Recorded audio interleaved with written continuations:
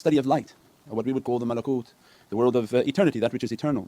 And when they studied the light, they understood that the reality of the duality of light. That when they darkened a room and they put a piece of paper and they put two holes on that paper at the end of a distance, they darkened the room and they put out a spectrum of light. And when they watched the light in their experiment, it always went through one hole, because there's two at the end of the paper. And they did that until one time they decided, well, maybe let's not watch it. We'll turn the other way and we won't observe it. And let's do the experiment. And to their surprise, the light went through two holes. So they understood now, their sciences started to open on the reality of the duality of light. And once, to their amazement, that light was reacting to them. It was reacting to its observation. When it deemed itself being observed, it stayed within the confine of its particle existence. When that light was not observed, it went into its wave format and was able to go through two holes when it wasn't being watched. This is an ancient reality. It means Allah's realities are ancient and taught amongst the prophets and the saints towards humanity. And every so often Allah releases a permission in their sciences to understand, as a guidance, to bring people towards a reality. So when they're studying that every light has a duality, has a particle and has a wave, and the tariqah comes to teach from what Prophet ﷺ had brought and perfected this science of light, this science of reality, that you have a particle existence and you have a wave existence. The particle existence is that which people observe. But the science is telling people, no, we also have a wave existence. It means you have a form of light that is moving. They barely understand where it's moving. And that's just the light of you. Imagine then the atomic reality of you, the electrons of you. How are those exactly within a very defined orbit? And what happens if you try to move one of those forcefully? Everything's so defined and so perfect.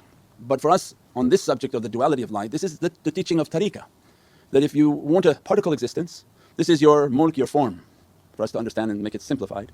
Or do you want to train in your light reality, which we call the malakut and the heavenly reality? And everybody has these two realities, but it's based on observation. So what they understood from their sciences, this is the teachings of tariqah.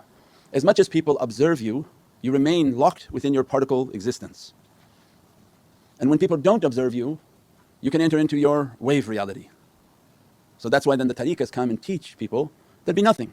So this concept of be nothing was so that they could reach their reality. It means that you have these two realities, but if you're not opening them, your understanding is only of a very physical nature, and you lose the whole concept of your spirituality.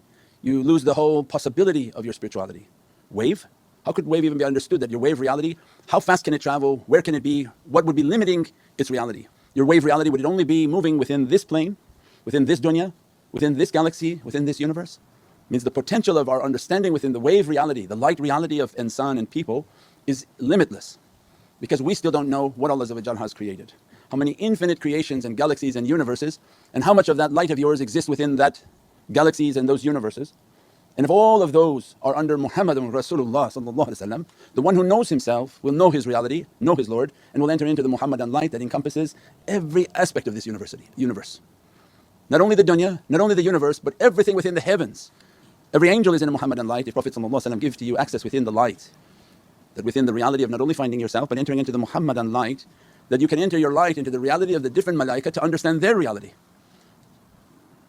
So if everything has a light, and they're teaching that this is all Muhammadan Rasulullah, by knowing yourself, you'll know your Lord, and means you'll know what governs you.